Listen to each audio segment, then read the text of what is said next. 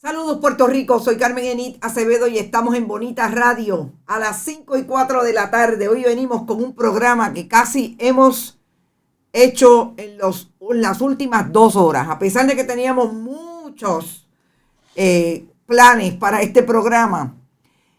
Se elimina la posibilidad de entrevistar a Migdalia Santiago del proyecto Educamos, porque vamos a hablar con ella mañana a las 5 de la tarde, después que tengamos el beneficio de escuchar lo que tenga que decir ante la legislatura de Puerto Rico y el Senado en la vista de confirmación, el secretario designado, Eliezer Ramos Párez.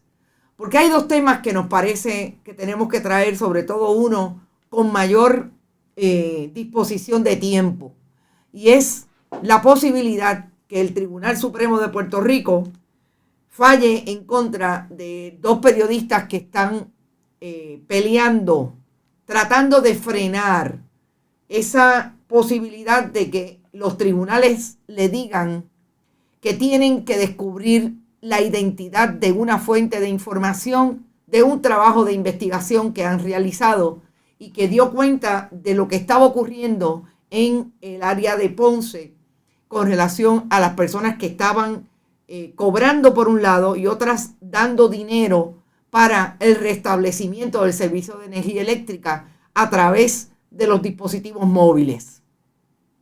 Nos parece no solamente urgente tocar este tema, es que vamos a traer la información después de habernos leído bastante de las 402 páginas que tienen los diferentes recursos, las sentencias, las resoluciones de los tribunales, tanto el Tribunal de Primera Instancia como el Tribunal Apelativo, fallando en contra de lo que ha sido una férrea defensa no solamente del periodismo independiente, del periodismo donde quiera que se ejerza desde el punto de vista de la investigación. Lo que entendemos es importante para descubrir desde el oficio, que es el reportaje justo. Cuando usted tiene un reportaje justo, está dando la información después de haber hecho su trabajo, como lo manda la ética periodística, y traer las diferentes informaciones a base de contenidos, en este caso, de un documento que era parte de una investigación en el Departamento de Justicia. Vamos a traer no solamente la información importante, sino que vamos a descubrir lo que piensa el Departamento de Justicia de Estados Unidos, tan recientemente como en una política emitida el pasado mes de julio, sobre la intervención de ese departamento, tratando de pedirle a periodistas información relacionada con su trabajo. Pero antes de eso, también vamos a hablar de lo que nos tiene que decir José Montalvo Trías, de lo que fue el resultado de la elección especial en Guaynabo, a partir del arresto de su alcalde, el incumbente Ángel Pérez Otero. Ganó Eduardo O'Neill y el licenciado Montalvo Trías nos tiene información con los números electorales, que me parece que es interesante traer para tenerlo a disposición de las audiencias, sobre todo del pueblo de Guaynabo, para seguir insistiendo en la reflexión de qué fue lo que ocurrió en esa elección especial. Estamos en Bonita Radio, ya a esta hora. Nos encendemos para hoy, más que todos los días, traer información, análisis, investigación, lo que ustedes tienen derecho a saber.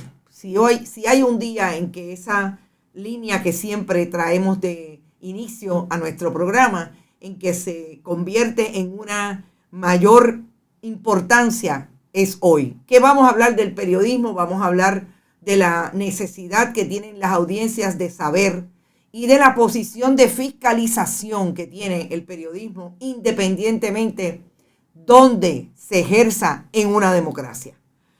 Antes, como siempre, vayan y compartan todos nuestros contenidos, vayan a bonicarradio.net. Allí pueden donar a través de PayPal y tarjetas de crédito. También lo pueden hacer en la Fundación Periodismo 21 en su ATH móvil. La Fundación recibe cheques o giros postales a nombre de la Fundación PMB 284, PO Box 194000, San Juan, Puerto Rico 00919-4000. Siempre estamos en Bonita Radio, en Instagram, Bonita-Radio en Twitter, Bonita Radio, en iVoox, iTunes y Spotify, todos los programas podcast y YouTube 24/7. Hoy el compañero Rodrigo Otero Goico volvió a la carga con su análisis interesantísimo programa de hoy con las personas, los estudiantes y los profesores que hicieron la investigación sobre la genética del caballo de paso fino puertorriqueño, autóctono de Puerto Rico, el caballo de paso fino. Y recuerden que estamos auspiciados por Buen Vecino Café, la cooperativa Abraham Rosa, las cooperativas de Vega Alta, Juana Díaz Coop y Manuel Seno Gandía. Vamos a empezar por el tema de Guaynabo, lo dejamos esta mañana porque queríamos hablar con el licenciado José Montalvo Trías. Lo tenemos en línea telefónica. Vamos a buscar al licenciado José Montalvo. Tiene no solamente de cómo se votó en Guaynabo, sino algunos interesantes apuntes de lo que ha pasado antes en diferentes sectores y pasó en esta elección especial precisamente con el padre del hoy incumbente, Eduardo O'Neill. Licenciado Montalvo Trías, buenas tardes. Buenas tardes, Carmen Acevedo y a toda tu audiencia. Licenciado, Eduardo O'Neill ganó en muchos de los colegios por una pela, como dirían en el argot electoral. Yo quisiera que fuéramos a los diferentes precintos y cómo se dio vis a vis lo que habíamos hablado antes, si aquellos sectores de urbanizaciones con mayor poder adquisitivo versus el campo, la ruralía, las áreas más deprimidas de Guaynabo. Podemos distinguir que unos votaron masivamente versus otros. ¿Qué ocurrió desde el punto de vista de esos números electorales en Guaynabo? Mira, Carmen, bien interesante. Si bien es un dato inobjetable que el alcalde electo O'Neill Rosa prevaleció ampliamente con un 60-61% de los votos emitidos, vale la pena hacer el ejercicio de escrutar y de ser un poquito más específico en dónde fue que se dio esa situación en general y en particular. Como sabemos, Guaynabo se comprende de dos precintos, el precinto 6, principalmente ruralía, y precinto 7, zona urbana y Amelia. Subrayo Amelia y lo retomo en un ratito corto. En el precinto 6, Eduardo O'Neill obtiene 4.307 votos de 5.974. Wow. Si uno suma los votos de los candidatos, de los otros 4 candidatos a la papeleta, dicha suma te lleva a 1.667. En la ruralía, Eduardo O'Neill se gana a los 4 juntos, en conjunto, por casi 3-1. Que fue de manera contundente.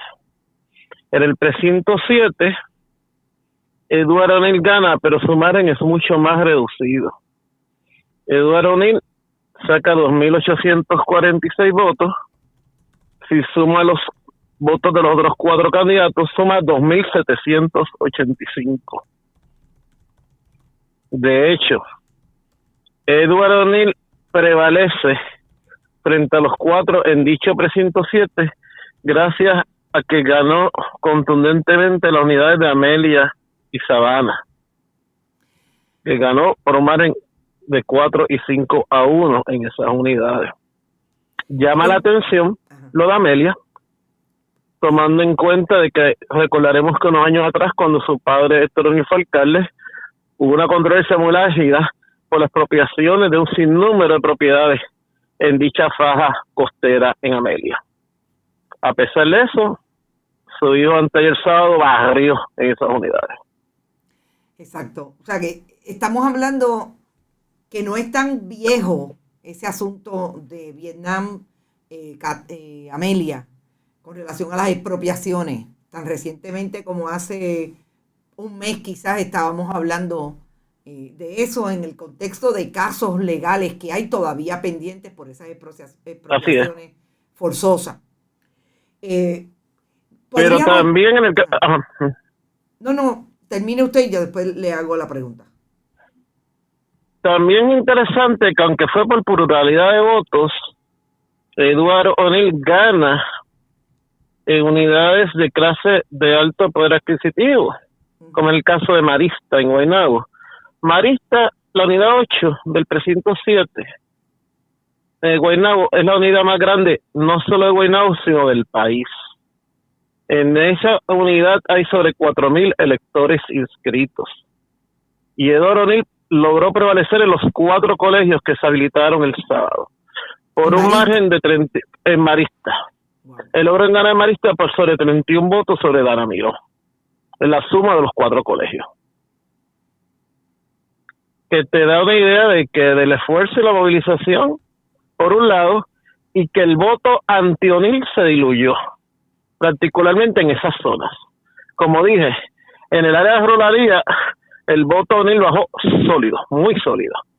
En el caso del precinto 7, se distribuyó más el voto y fue la contienda, no es que fuera más cerrada, porque no fue cerrada, pero ciertamente los opositores O'Neill sacaron, le fue mucho mejor, definitivamente. Aquí me estoy contando, para proyectos de estadísticas, los 251 votos de nominación directa, que se entiende que la inmensa mayoría van para el representante de Navarro Licea, ni 235 votos en blanco, que me llaman la atención, que siendo una primaria esta naturaleza, es un número relativamente alto.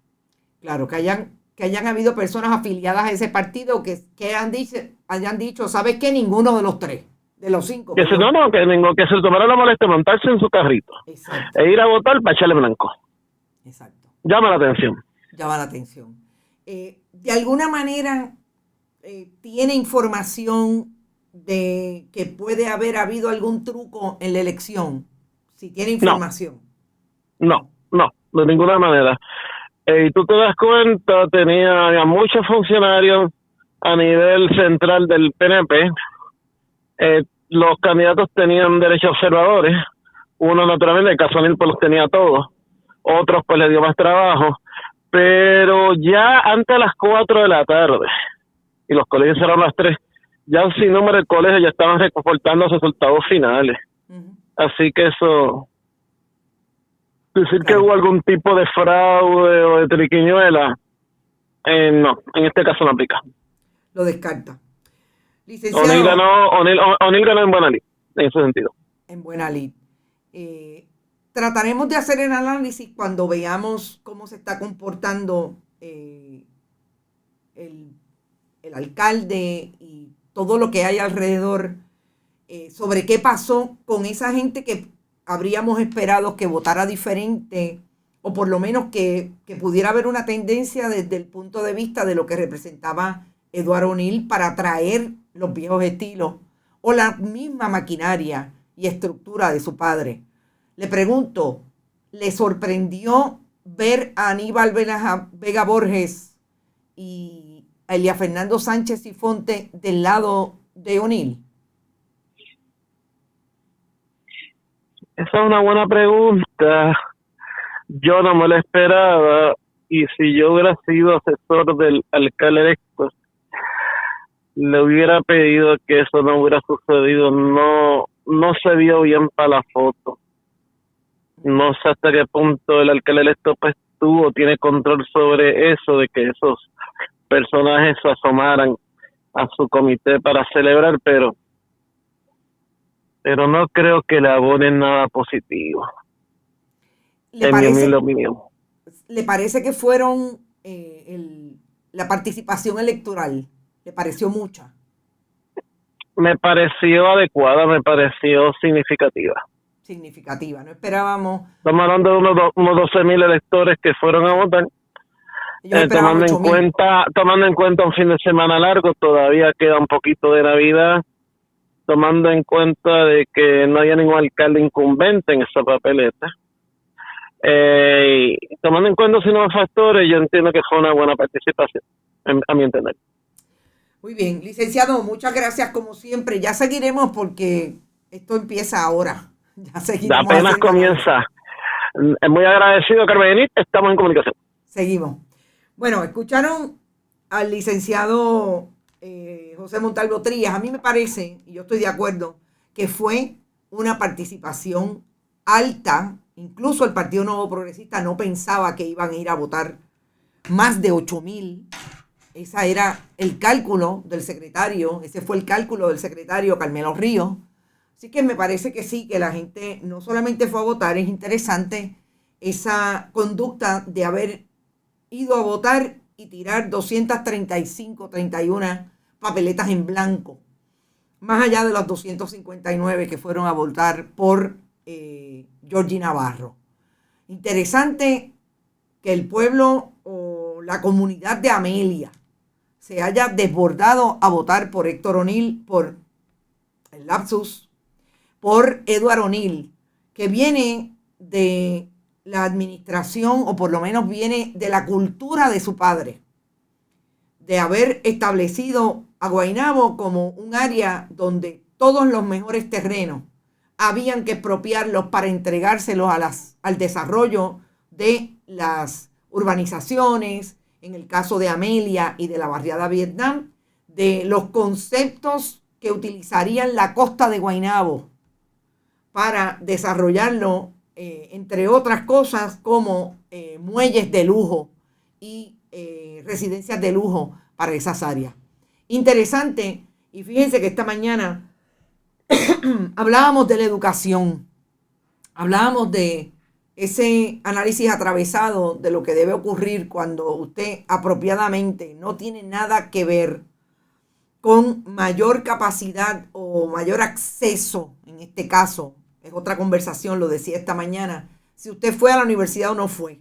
Es la capacidad que cualquier persona puede tener si se expone a una educación, por lo menos mínima, de cuestionar, de tener pensamiento crítico para poder ir a fiscalizar las informaciones que recibe.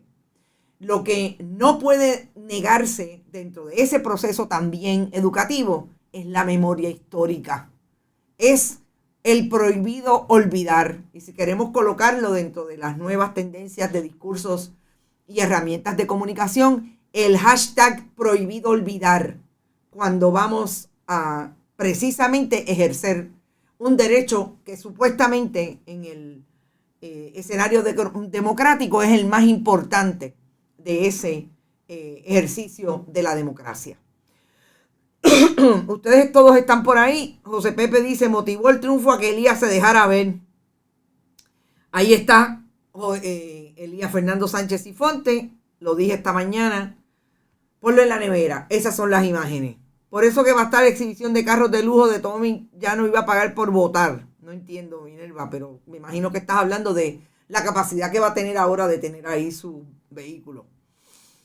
¿Volverán las expropiaciones forzosas en Guaynabo? Habrá que ver, Juan Carlos. Luis Burgos, Ángel Pérez tenía esa ciudad abandonada en algunas áreas. Mostraron imágenes de un parque y aquello lo que da es pena. Buenas tardes, tarde pero seguro, dice David Velázquez. En Bonita Radio nunca es tarde. Usted está, usted llegó a tiempo, y si no, recuerden que siempre lo puede ver en YouTube y en todos los dispositivos o las herramientas podcast. Yo quiero hablar a esta hora de lo que es el segundo tema que vamos a tocar en profundidad esta tarde, y tiene que ver con el derecho o la política pública. Fíjense que ya no les voy a hablar necesariamente del privilegio que tenemos los periodistas de tener acceso a la información libre de cortapisas del Estado o de cualquier otra institucionalidad que quiera limitar la capacidad de llegar a la información que ustedes por otra vía no se enterarían. Para mí es importante decir lo siguiente, porque ya veo que ustedes están haciendo uso del muro como siempre para conversar y traer lo que ustedes piensan de las historias y de sus protagonistas. Nosotros vamos a hablar de este caso que cubre un importante elemento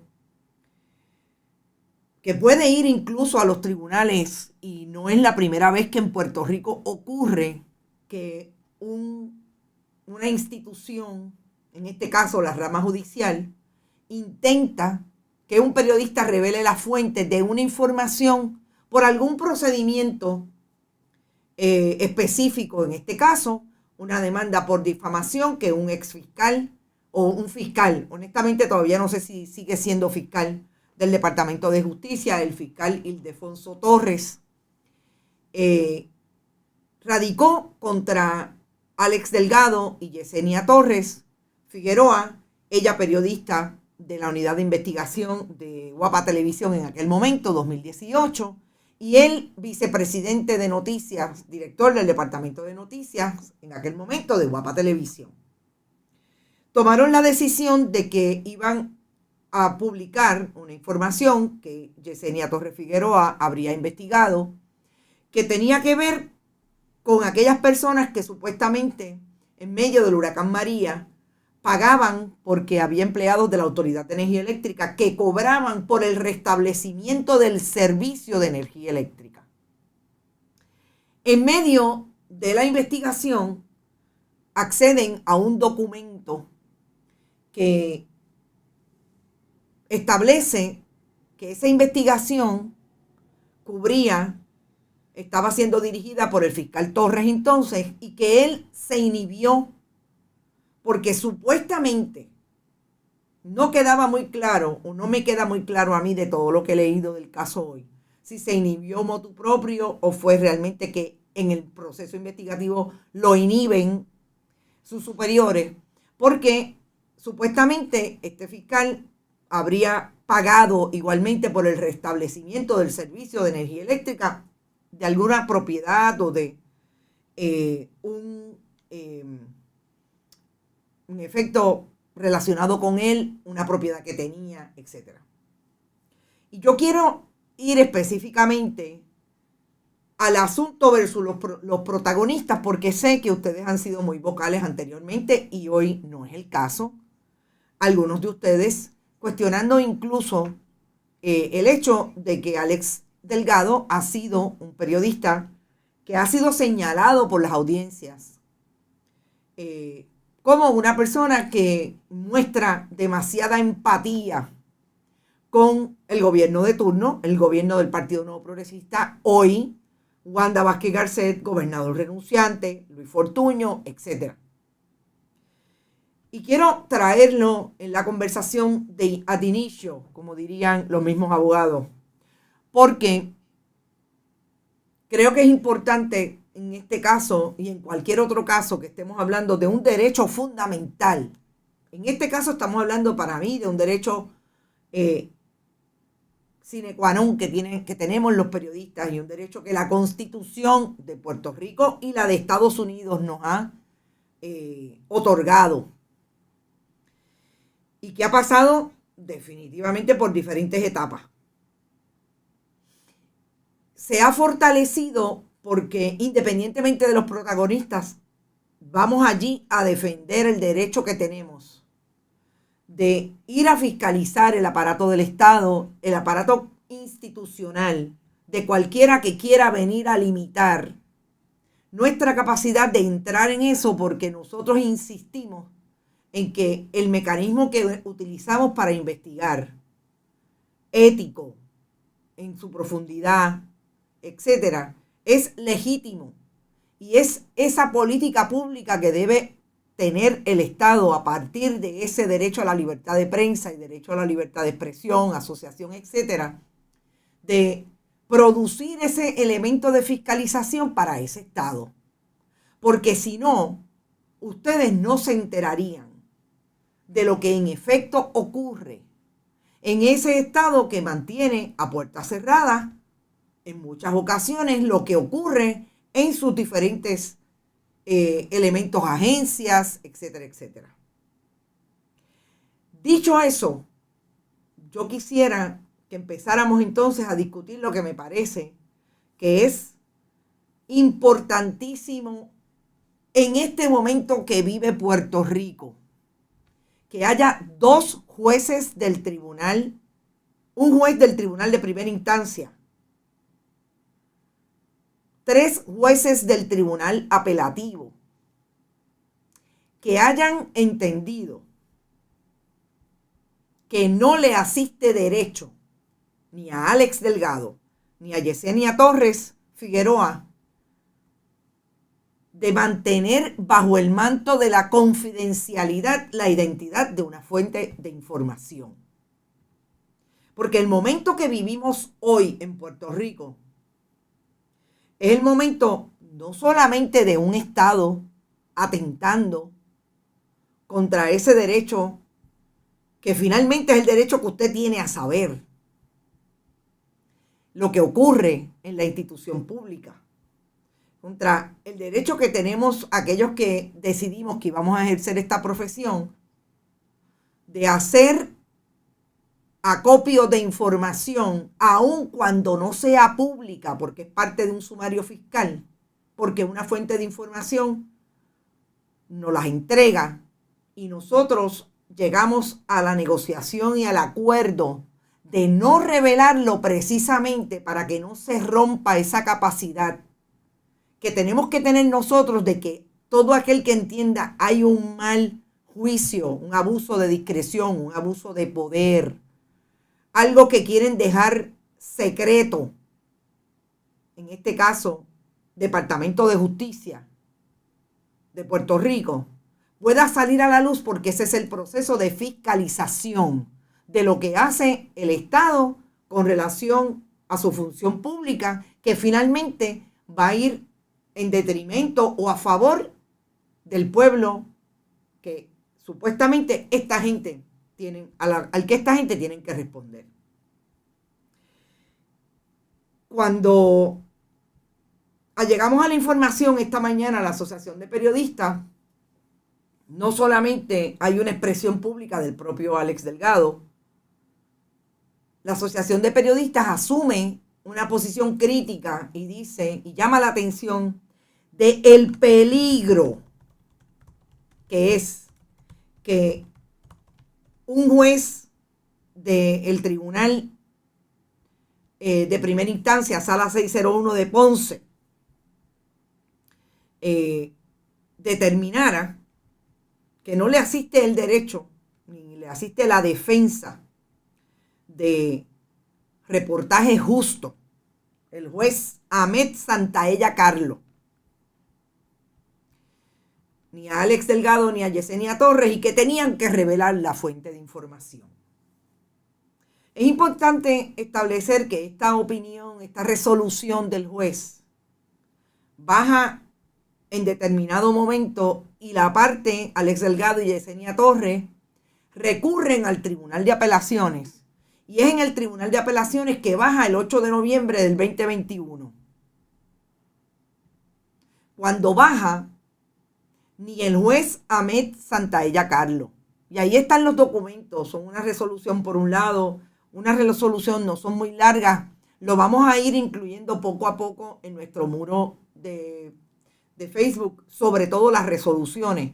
No podemos darle acceso o publicar en el muro todo lo que está contenido en ese caso, porque créanme, son 400 y pico de páginas que contienen todo, entre las posiciones de los abogados de Ildefonso Torres, que vamos a ir a eso ya mismo, porque incluso eso hace también noticia en el contexto de todo lo que estamos discutiendo hoy, como las posiciones tanto de la defensa de Yesenia Torres, que es Guapa Televisión, y el licenciado Tomás, que ya mismo les digo el apellido porque es súper complicado para mí y no lo tengo de frente, y el licenciado José Colón, que es el abogado de Alex Delgado. Importante, 2 abogados distintos, claro. Alex Delgado ya no está en Guapa Televisión. Yesenia Torres está en el Canal 11. A Yesenia Torres la tiene el abogado de Guapa Televisión, y Alex Delgado tiene a un licenciado a quien conozco personalmente y profesionalmente, porque ha sido un abogado de sobre 35 años, me mata, ya mismo le sacan la edad. José Pepe Colón es un abogado de sobre 35 años exclusivamente o casi exclusivamente de derecho a primera enmienda y a libertad de prensa a través de diferentes medios, y en ese sentido lo conozco muy bien. Cuando un primer juez llama la atención de que no le asiste el derecho, 3 jueces del Tribunal Apelativo lo confirman, lo que empieza a ser definitivamente problemático, porque ya no es un juez solamente en el Tribunal de Primera Instancia, sino que tenemos a por lo menos 3 jueces más que apoyan esa teoría. Yo les voy a leer lo que a mí me pareció súper interesante de esa resolución del Tribunal Apelativo que bajó, como les digo, el 8 de noviembre del 2021 por voz del juez José L. Rivera Colón. Fue el juez ponente. El juez ponente fue el juez José L. Rodríguez Flores. El juez Rodríguez Flores dice en esa sentencia, Rodríguez Flores, un juez nombrado por la gobernadora sucesoral Wanda Vázquez Garcet, tan reciente como en octubre del 2020. El ropaje de la libertad de prensa hilvanado con la libertad de expresión no constituye un manto de inmunidad contra la observancia de una norma jurídica válida. Es Fernando, perdón, no es José, tienes razón. Me llama la atención que esa sea la cita que el juez ponente coloca en esa sentencia, porque lo que quiere decir propiamente esto que está diciendo el juez es que lo que haga la legislatura en materia de legislación está por encima del derecho constitucional a la libertad de prensa. Eso es un cuestionamiento que tengo sobre lo que es la cita y lo que establece esa cita del juez, que definitivamente cuando habla de la libertad de prensa, que es el derecho constitucional, y la libertad de expresión, que es un derecho constitucional, lo pone por debajo de lo que es una norma jurídica válida, que en efecto es lo que hace la legislatura, que finalmente está atado o es interpretado por los tribunales, como puede ser la norma jurídica que se establezca cuando los jueces y la rama judicial interpretan todo lo que ocurre en una de ambas ramas, que sabemos y siempre hemos querido establecer claramente que eso es lo que es la función judicial propiamente. Cuando uno sigue leyendo, yo quiero traer lo que me parece súper importante de esos escritos que tienen que ver con la posición que la defensa de Alex Delgado, en este caso, ha asumido con relación a los diferentes casos que anteceden esta controversia. Miren, estamos hablando de que en esas 400 y pico de páginas, en esos alegatos al Tribunal Supremo, a los tribunales de instancia en primero, fueron en reconsideración, un no al lugar en el caso del Tribunal de Instancia, van al apelativo, ahí hay más argumentación y obviamente la última argumentación al Tribunal Supremo. Hay decenas, por no decir cientos de casos que justifican y llaman la atención de la defensa del reportaje justo. De esa posibilidad que lo que establece es que usted puede tener, que usted lo que usted ha asumido, la defensa en el caso de la difamación, usted se amparó en que el reportaje fue justo, entre otros, y vamos a hablar específicamente de este caso, tenían un documento oficial del Departamento de Justicia, lo citaron, cuestionaron a Ildefonso Torres y solamente dijo que eso no era cierto, pero no se expuso a los periodistas para indagar sobre el asunto que se le cuestionaba, que era exclusivamente, ¿usted pagó o no pagó? Usted salió, como decía el documento, salió de esa investigación porque en efecto usted fue parte de esa gente que le pidieron dinero y pagó por restablecer el servicio de energía eléctrica. Así es que ahí está una información que recibe el periodista, la periodista, la coloca después de hacer su análisis y su investigación en la palestra pública, porque hay toda una justificación de acuerdo al análisis que hicieran los editores, entre otros, de un documento que dice fehacientemente esto ocurrió. La argumentación y lo que compran los tribunales hasta el momento, tanto instancias como el tribunal apelativo, es de que no le corresponde ese reportaje justo porque lo que está haciendo o lo que hizo la persona que filtró ese documento es un delito, porque ese documento es parte del sumario fiscal. Importante porque entonces ahora vamos a poder ver qué es lo que hemos encontrado después de atender toda la información y los documentos relacionados al caso, qué es lo que piensa el Tribunal Supremo, es lo que piensa el Departamento de Justicia de Estados Unidos, tan reciente como en una política pública que abrazó y divulgó el 19 de julio del 2021. ¿Sobre la base de qué? De mucha de la jurisprudencia que está trayendo este caso a la atención de los tribunales, que en efecto de lo que se trata es que la política pública del Estado y aquello que es la política de la Constitución, el policy, es definitivamente abrazar la fiscalización que tiene que tener la prensa del Estado, porque no puede estar limitada por la posibilidad.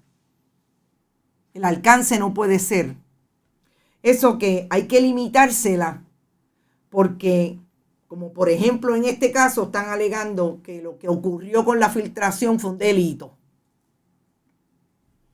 Y en ese sentido, los escritos traen jurisprudencia tan vieja como del 1927. Que eso nada más nos dice aquel juez que decidió, y ahí están los casos citados en los diferentes momentos, pero sobre todo aquel que habla del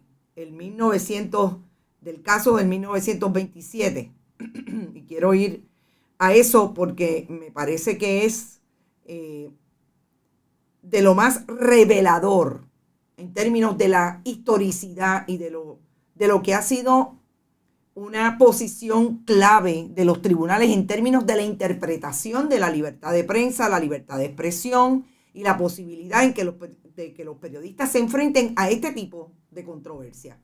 Porque están haciendo lo que la libertad de prensa, la libertad de expresión, la libertad de asociación le está diciendo que es su función como fiscalizadores del Estado.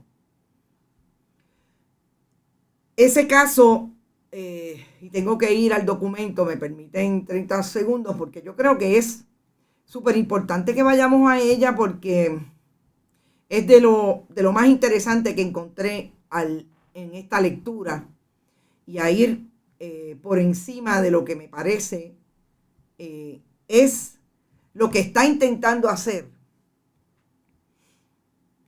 la judicatura cuando están interpretando si es reportaje justo. En este caso no es reportaje justo para ellos. Estamos hablando de Whitney versus California, 274 US 357, caso del 1927, y el juez fue el juez Brandeis. El juez Holmes se unió en aquel momento. Todo lo que establece ese caso, y voy a citar en el caso la argumentación de la defensa de los periodistas. Los señalamientos del juez Brandeis fueron inicio de lo que resulta ser una norma vigente hoy. En 84 años, después de esas expresiones contenidas en una opinión concurrente, son ahora el policy, la política imperante en las libertades de prensa y expresión. Después cita casos del 2011. Gente, hay casos que ni votándola, pero yo quiero ir quizás a la última, la norma vigente sobre el alcance, a la última interpretación, por lo menos, que hizo en ese caso de 1927 el juez Brandeis, porque es como si estuviéramos hoy replicando y tratando de mirar qué es lo que los tribunales miran, hacen análisis cuando van a dirimir qué es lo que debe estar por encima o qué es lo que no debe estar por encima al derecho de los periodistas de ese proyecto de trabajar libre de intervención a la capacidad de buscar y fiscalizar el aparato del Estado. Entre otras cosas, se los voy a resumir. No puede imperar el miedo al descubrimiento, a lo que se vaya a descubrir sobre la necesidad que tiene el país, los pueblos, las audiencias, de tener información de lo que está ocurriendo en las instituciones del Estado. Y esa fiscalización tiene que estar por encima. Esa necesidad de que ustedes tengan derecho a saber lo que está ocurriendo en las instituciones tiene que estar por encima de cualquier argumentación, porque de eso es que se trata la democracia. Y a través de estos 84 años, como dice también en su argumentación las partes, lo que ha hecho el Estado, Tribunal Supremo de Estados Unidos, y ya mismo vamos a hablar de por qué para mí es importante privilegiar esa jurisprudencia en esta discusión, es reforzar ese elemento, incluso desde que los padres fundadores de la Constitución de Estados Unidos así lo discutieron. La discusión pública, el poder de la razón, tiene que aplicar a través de esa discusión pública. Y no puede ser la ley un argumento para limitar ese derecho. Y eso, en esencia, obviamente, con mucha más profundidad, los diferentes casos lo atienden. Créanme, las autoridades jurídicas en esta discusión son múltiples. Ahí está. Pero para mí, lo más importante, que es de reciente descubrimiento para mí, por lo menos en el proceso a estudiar esto, que quería traerlo de una u otra manera en profundidad, descubrimos y nos llaman la atención que en julio del 2021 el secretario de Justicia de Estados Unidos, nombrado por la administración Joe Biden, el 19 de julio del 2021, Garland emitió un memo a todo el Departamento de Justicia, un memo, como dicen, de arriba hacia abajo, un memo que establece que será política del Departamento de Justicia de Estados Unidos a ese momento. Y quiero leerlo. Es un memo, le pido a Verónica, no sé si lo ha hecho, pero ahí está. Es compulsorio. Compulsorio, o sea, esto tiene que, de arriba hacia abajo, lo tiene que seguir todo el mundo en el Departamento de Justicia.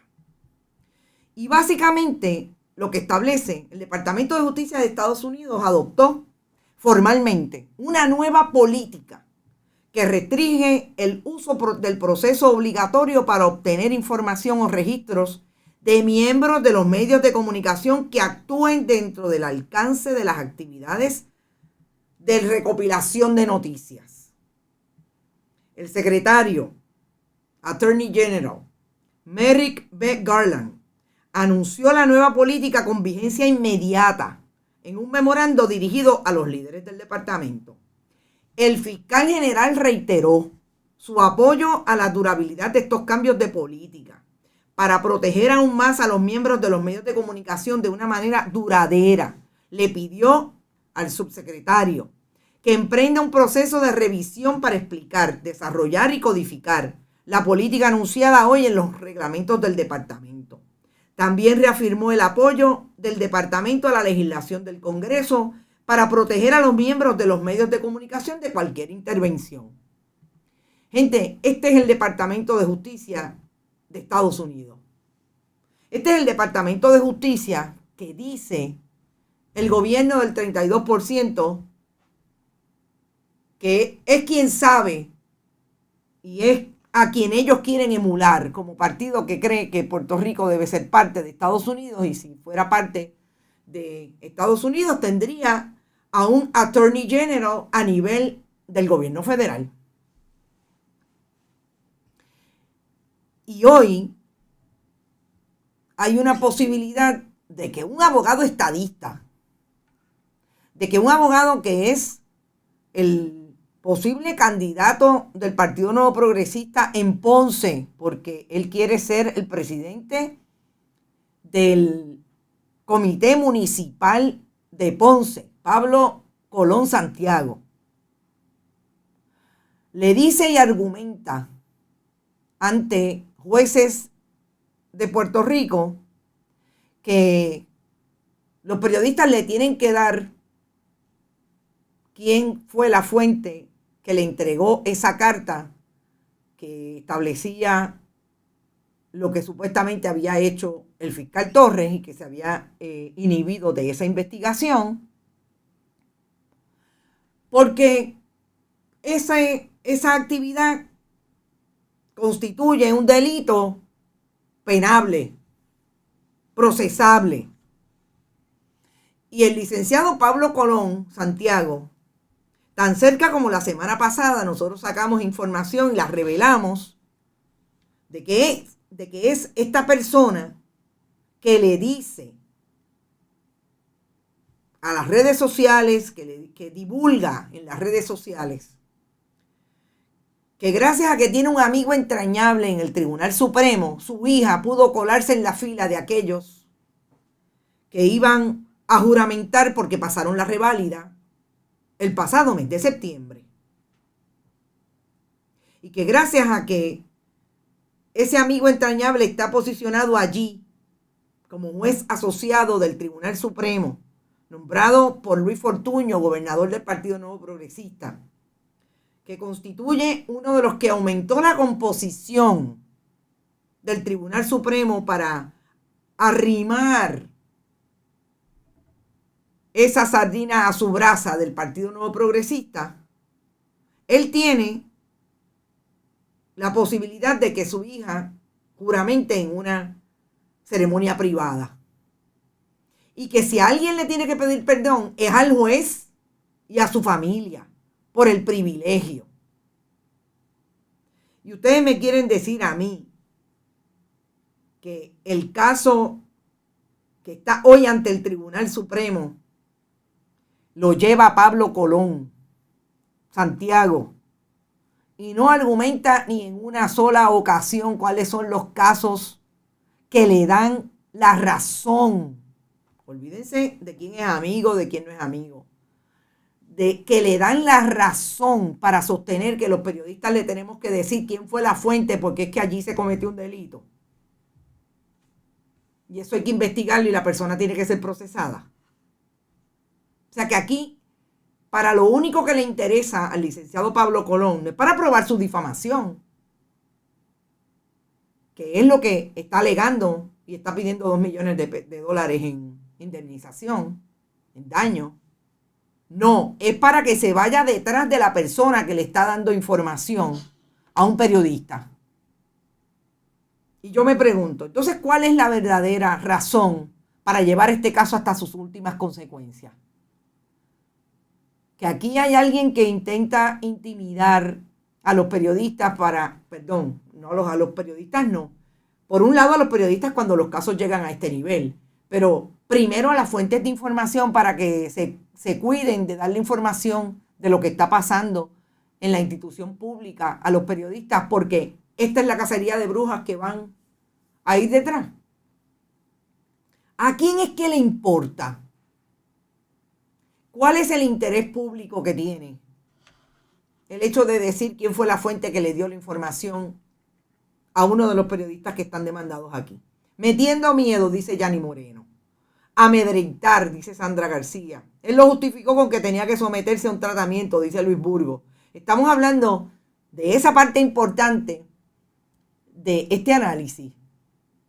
Y el juez Eric Kolthoff se va a inhibir de los casos que tenga de ahora en adelante Pablo Colón ante el Tribunal Supremo, porque él hizo público que él era su amigo entrañable. Se va a inhibir. Ahora se marcó por el ambiente legal como una privilegiada, dice José Pepe. Así es, acabadita de juramentar, va a su oficina a hacerse cargo de casos criminales. El fiscal actúa dentro de su prepotencia, dice José Rodríguez. Y ahí es donde, por eso me parecía tan importante traer en profundidad lo que es un análisis que si llega a ocurrir, dice Sandra García, que es terrorismo institucional. Es para cogerle miedo a lo que está ocurriendo en Puerto Rico. Fíjense que como llamo la atención de los casos de 1927 y de lo que ha ocurrido, como bien cita la defensa de los periodistas, a través de múltiples casos, de la defensa que se hace del reportaje justo y de la no intervención que debe tener el Estado con el trabajo bona fide de los periodistas, que es buscar información y traerla y discutirla públicamente. Y aún así, los jueces del siglo XXI, del Tribunal Supremo de Puerto Rico, o en este caso, todavía el Tribunal Supremo no ha decidido ni siquiera si va a haber el cerciorario.